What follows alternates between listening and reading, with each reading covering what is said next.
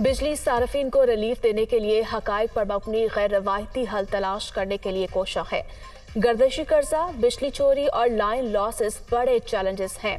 अनवारुल हक काकड़ की गैर मुल्की ज़राए इब्लाग के नुमाइंदों से गुफ्तगू। मजीद कहा, इलेक्शन कमीशन में रजिस्टर्ड तमाम सियासी जमातों को बिला इम्तियाज इंतखाबात लड़ने के मसावी मौके मुयस्सर होंगे। आइन के मुताबिक मरदमशुमारी के बाद हल्का बंदियां जरूरी हैं। 9 मई को फौजी तनसीबात पर हमला समाजी अदम तवाजुन पैदा करने की कोशिश थी। सऊदी अरब और मशरिक वुस्ता से सरमायाकारी 5 साल में पाकिस्तान आएगी।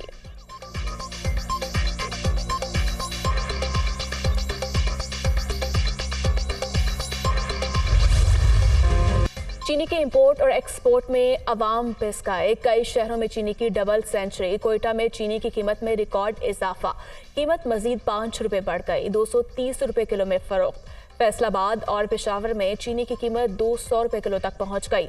इस्लामाबाद में 180, लाहौर में 185 रुपये, गुजरावाला में चीनी की कीमत 190 रुपये तक पहुंच गई।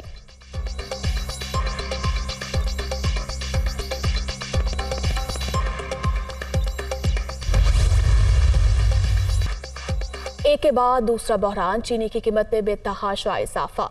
महंगाई के बोझ तले दबे अवाम की कुव्वत खरीद से बाहर। महंगी चीनी की मिठास करवाहट में तब्दील हो गई। शहरियों का चीनी की कीमतों में इजाफे पर पारा हाय।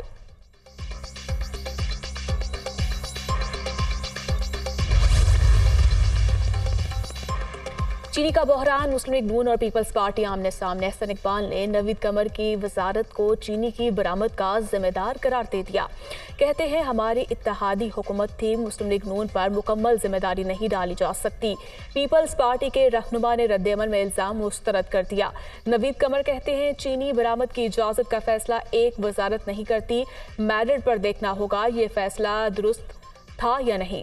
कुछ लोगों ने चीनी का स्टॉक रोक रखा है। उनकी मालूमात के मुताबिक मुल्क में नवंबर तक चीनी के ज़खायर मौजूद हैं। स्मगलिंग के खात्मे तक मसाइल चलते रहेंगे। सेनेटर ताज हैदर भी नवीद कमर की हिमायत में सामने आ गए। नवीद कमर ने 2.5 लाख टन चीनी बरामद करने की इजाज़त इसलिए दी क्योंकि इसहाक डार को डॉलर्स की ज़रूरत थी। साबिक वजीर दाखिला राना सनाउल्लाह ने 14 लाख टन चीनी स्मगल करने की इजाजत दी और डॉलर स्मगलर्स ने कमाए। पीपी सेनेटर का ट्वीट।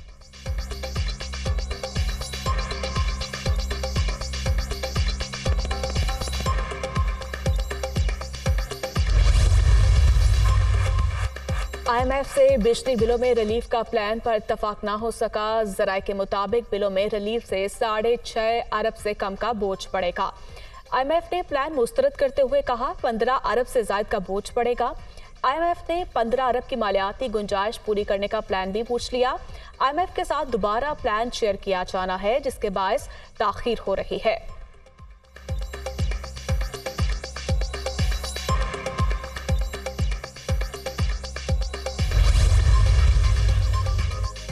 सितंबर से दिसंबर तक बिजली मजीद महंगी होगी। टैक्सेस बढ़ेंगे। फी यूनिट 42 रुपये 66 पैसे होने का इम्कान। अक्टूबर, नवंबर और दिसंबर में स्माही एडजस्टमेंट 6 रुपये 61 पैसे होगी। बिजली का फी यूनिट 49 रुपये 55 पैसे का हो गया। कराची के सार्फिन के लिए बिजली महंगी करने की तैयारियां। वफाकी हुकूमत ने के इलेक्ट्रिक के बुनियादी टैरिफ में 46 पैसे फी यूनिट इजाफे की दरख्वास्त नैपरा में जमा करवाती। कराची के शहरियों पर 4 रुपये 45 पैसे तक स्माही एडजस्टमेंट आयद करने की भी दरख्वास्त। टैरिफ में इजाफे की वसूली अप्रैल, मई और जून की एडजस्टमेंट की मद में वसूल की जाएगी। नैपरा अथॉरिटी दरख्वास्त पर 11 सितंबर को समाअत करेगी।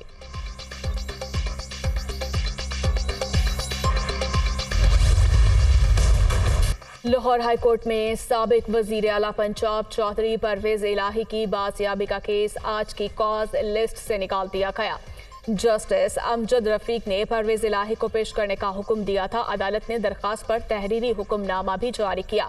डिस्ट्रिक्ट एंड सेशन जज अटक को परवेज इलाही को रिकवर करने के लिए बैलफ मुकर्रर किया जाता है। परवेज इलाही को CPO रावलपिंडी और DPO अटक की निगरानी में हाई कोर्ट पेश किया जाएगा। तहरीरी हुक्म।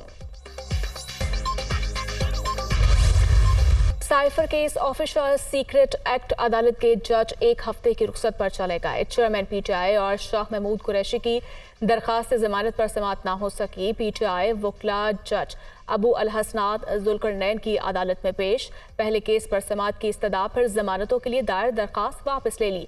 समाअत 7 सितंबर तक मुलतवी। गिरफ्तारी का खदशा, बुशरा बीबी ने लाहौर हाई कोर्ट में दरखास्त जमानत दायर कर दी। वफाक, नैब, FIA समेत दीगर को फरीक बनाया गया। शौहर के बाद मुझे भी सियासी इंतकाम का निशाना बनाया जा रहा है। अदालत मेरे खिलाफ मुकदमात की तफसीलात फराहम करने तक किसी भी मुकदमा में गिरफ्तार करने से रोके। दरखास्त में इस्तदा।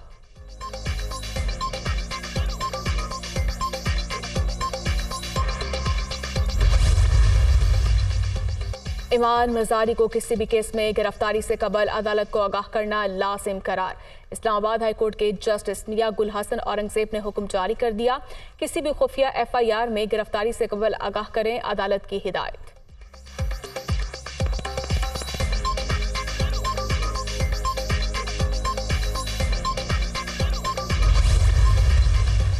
कायद नून लीग नवाज शरीफ और शहबाज शरीफ से पाकिस्तानी निजात बरतानवी तालिबा माहनूर चिमा की लंदन में मुलाकात।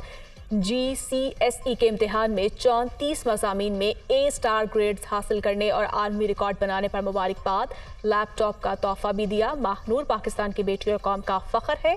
उनका कारनामा पाकिस्तान में बच्चियों की तालीम के हवाले से संगे मील साबित होगा। नवाज शरीफ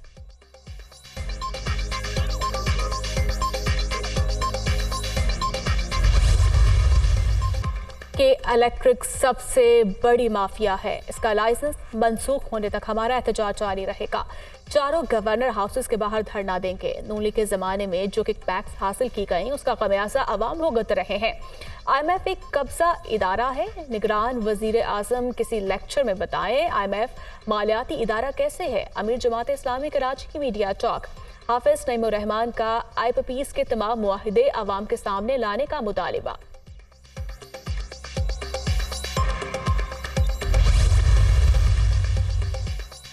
डॉलर की ऊंची उड़ान जारी। इंट्रा बैंक में अमेरिकी करेंसी की कीमत में 17 पैसे इजाफा, 305 रुपये 64 पैसे पर ट्रेड। ओपन मार्केट में डॉलर की कीमत में 2 रुपये का इजाफा, 333 रुपये पर फरोख्त। स्टॉक मार्केट में मस्बत रुझान।